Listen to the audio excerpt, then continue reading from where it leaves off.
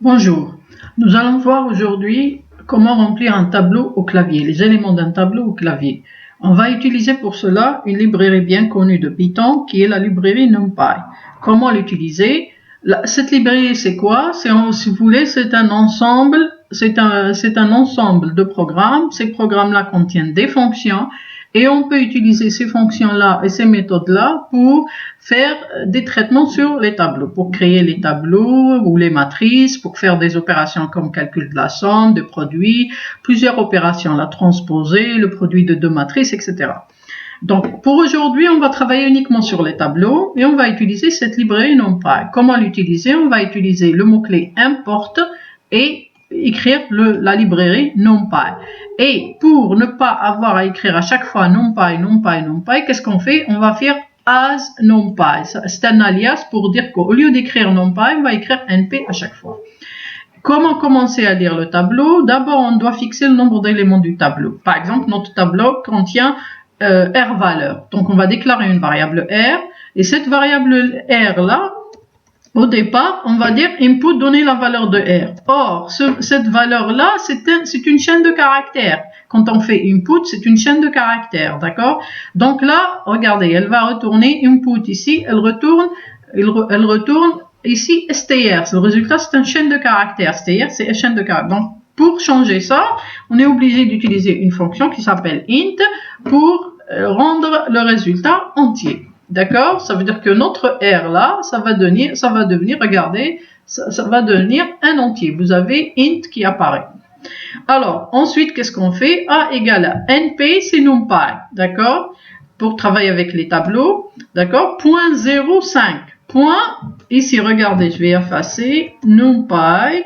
NP point. Et là, vous avez la liste des fonctions des méthodes dont je parlais tout à l'heure. Et là, on peut utiliser par exemple array, on verra un autre exemple tout à l'heure. Mais par exemple, ici, maintenant, on va remplir notre tableau d'abord de 0. Et on va fixer la taille, par exemple, on va dire qu'il y a 5 valeurs, plutôt R valeurs dans ce tableau de 0. Et ensuite, on va afficher le A. Regardez, on va exécuter. Elle vous demande le nombre d'éléments. Je vais donner par exemple 4 valeurs. Et là, regardez, vous avez 4 zéros. Premier, deuxième, troisième, 4 zéros. Et regardez, c'est des réels. Et on va voir comment les transformer en entier. On verra tout de suite. Alors, ensuite, qu'est-ce qu'on va faire? On va dire par exemple for i in range. Range, comme vous savez, c'est une fonction qui nous permet d'avoir les valeurs d'une valeur de départ jusqu'à la valeur, par exemple, range, on va dire R. I va avoir la valeur 0, 1, 2, jusqu'à R-1. D'accord? Et pourquoi nous, on va travailler ça? Parce que c'est les positions du tableau. On a R valeur, donc de 0 à R-1. Ensuite, qu'est-ce qu'on va faire? On va remplir notre tableau. On va dire A de I, notre tableau, puisque le tableau, c'est le nom du tableau avec la position, l'indice, est égal à quoi? Est égal à, comme tout à l'heure, on va utiliser cette même fonction, saisir un entier, mais demander avec la fonction input. Donc, on va dire, je vais copier, CTRL-C, CTRL-V, et là, input, donner, ici, donner la valeur. Ce n'est pas donner la valeur. D'accord? Par exemple, la valeur, s'il vous plaît. D'accord? Et là, nous avons rempli notre tableau. Et après, qu'est-ce qu'on doit faire? On doit retourner, nous avons rempli notre tableau. Et maintenant, qu'est-ce qu'on va faire? On va afficher notre tableau. On va dire print A, par exemple. D'accord? On va exécuter ce code-là, CTRL-S pour enregistrer, et on va exécuter ce code-là. Donc là, je vais exécuter. Regardez, donner le nombre. Je vais donner par exemple 5 valeurs. Et là, ça va être, au départ, c'est des 0, 0. C'est juste remplissage choisi par moi-même. Ces exemples des valeurs, c'est juste pour réserver de la place. Donnez la valeur, s'il vous plaît. Je vais donner par exemple 5, 22, 98, 4 et par exemple 3. Et regardez, il va afficher notre tableau 5, 22, 98, 7 et 3.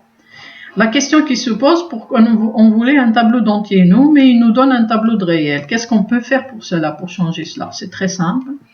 Pour changer cela, qu'est-ce qu'on va faire? On va aller là où il y a NP0R. Là, on peut aussi ajouter un autre paramètre et on va dire que le type des données, des types, maintenant, ça veut dire le type des données. Alors ici, on va dire par exemple, c'est int, c'est np.int,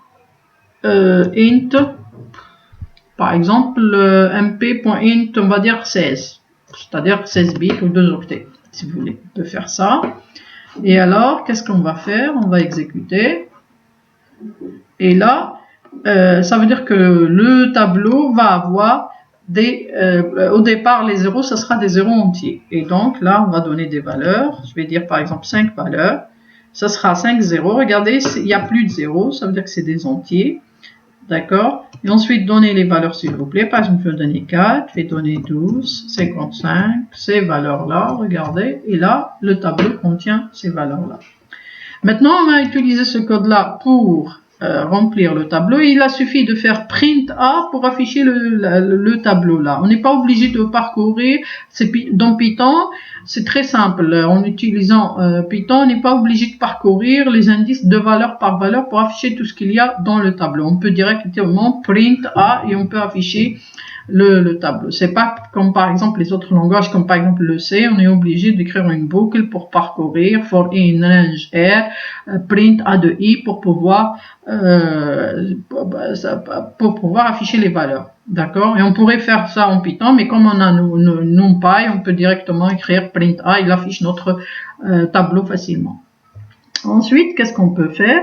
Ici, on a travaillé avec cet exemple-là. On pourrait le faire quoi? On pourrait faire en sorte que ce soit une fonction. Donc, qu'est-ce qu'on va faire? On va faire par exemple def, remplir, par exemple tableau. Remplir tableau. Et là, c'est une fonction. Et je vais avoir, il y a l'indentation. L'indentation, c'est décalage par rapport à la ligne. C'est pour dire que c'est un bloc qui appartient à la fonction.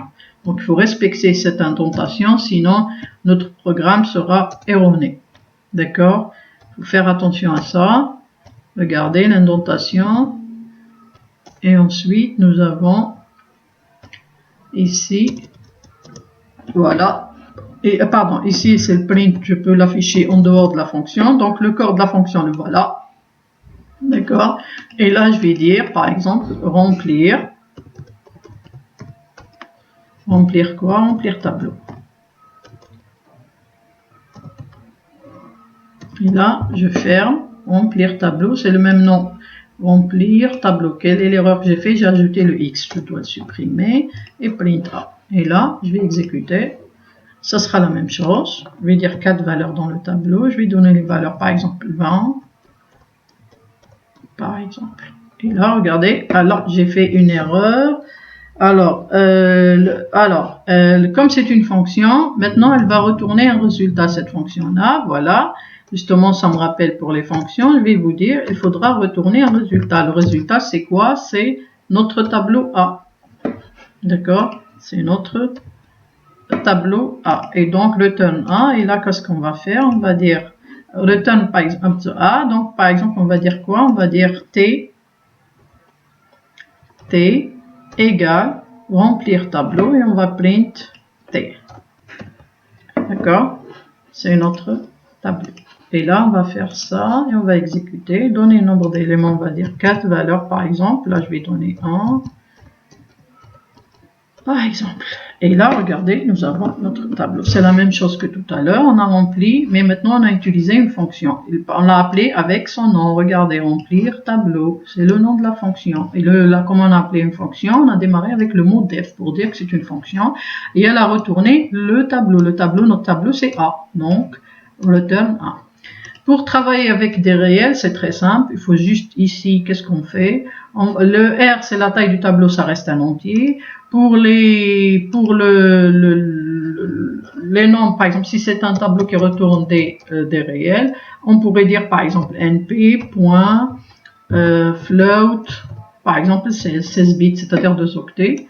Et là, ça sera un tableau qui contiendra des réels. Et là, il faudra il faudra faire ici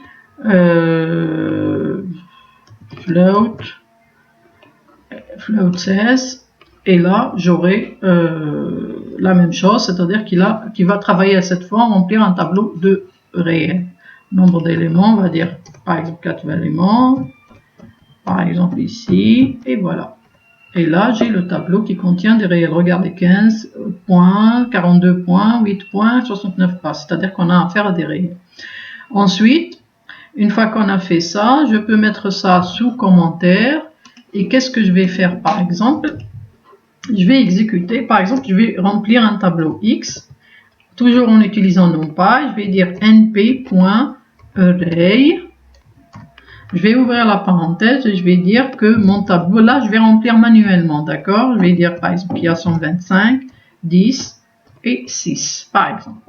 Et là, je vais faire print X. Regardez ce qu'il va faire. Alors, 125, 10, 6, d'accord? Il l'a affiché. Par contre, si je fais print, je vais afficher, par exemple, X.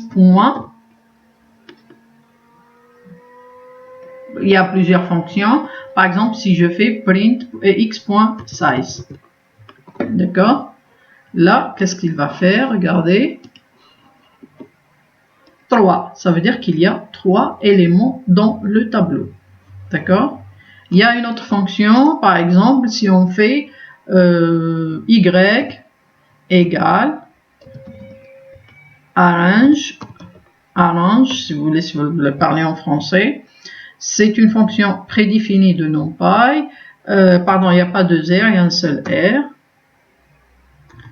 D'accord, range. Et là, par exemple, je vais dire 6. Là, il va afficher, par exemple, print Y. Et je vais l'exécuter. Alors, name arrange is not defined. Pourquoi? Quelle est l'erreur que j'ai faite? Alors, arrange ici, attention, is not defined. C'est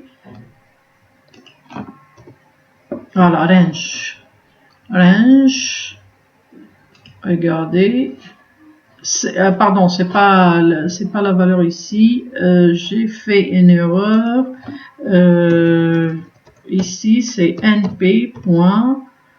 Par exemple, range. Voilà, j'ai oublié np. D'accord. Et là, il fallait 5. Regardez, ça va me faire le tableau 0, 1, 2, 3, 4. Pourquoi? Parce que j'ai arrêté jusqu'à 5. Mais si je change, par exemple, je fais 10. Il va faire de 0 à 9. Regardez. D'accord?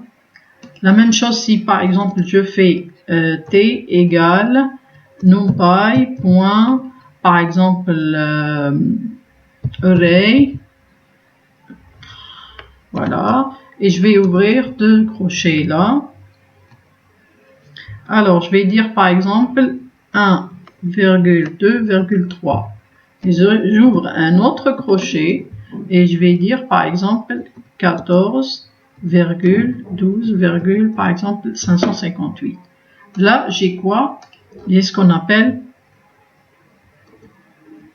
un tableau. Pourquoi? Parce qu'il y a chaque crochet, c'est une ligne du tableau. C'est la première ligne du tableau, c'est la deuxième ligne du tableau. Regardez ce que va faire. Je vais printer le T, bien sûr, afficher le T, print T. Ce n'est pas les matrices n'est pas l'objet de cet exercice-là, mais c'est juste pour vous montrer ici. Regardez, 1, 2, 3, 14, 12, 558. 1, 2, 3, 14, 12. Donc vous avez 2 lignes du tableau là. D'accord?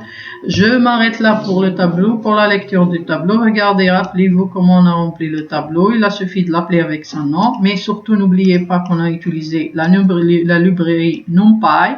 D'accord? Et on a utilisé un alias, c'est-à-dire on a remplacé NumPy par NP. On utilise à chaque fois NP. Et il y a plusieurs fonctions qui existent dans NumPy. On verra la prochaine fois les autres fonctionnalités. Je vous remercie de votre attention.